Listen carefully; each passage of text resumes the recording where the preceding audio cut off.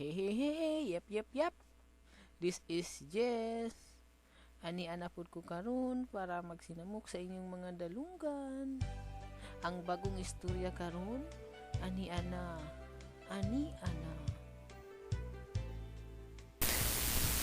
Alang sa mga magtutudlo.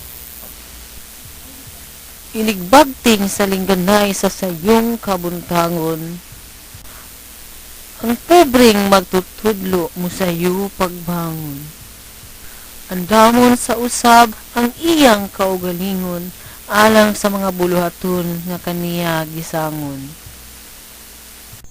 Kining buluhaton sa mga magtutudlo gipas-an, dili baya kini katiaw-tiawan, kay bisan unsa kagamay nimo nga kasaypanan.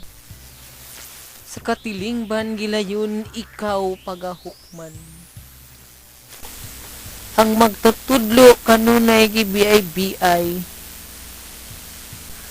Apan nag-antos sa sweldo nga gamay. Luyo sa tanang pagbudlay, pobreng magtutudlo wala gayoy pagmahay.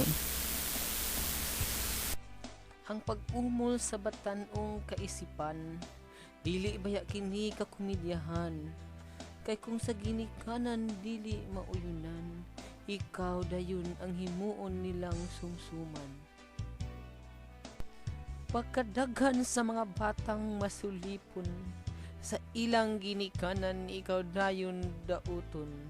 Ang imong katarungan dili na gani paminawon, kung mahimo sa tanang higayon sila ang magmadaugon. Gawas sa trabaho sa pagka-maestra o maestro, aduna pay komite nga manghulo ka.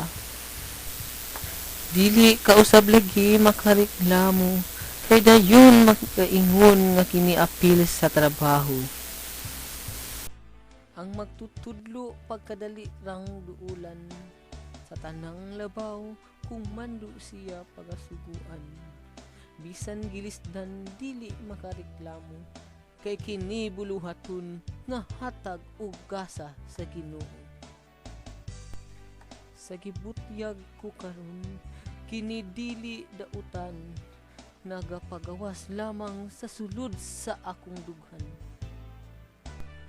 Nga sa bisan adunay mga pagsulay, kaugmaon sa kabataan dinhi nakasalalay.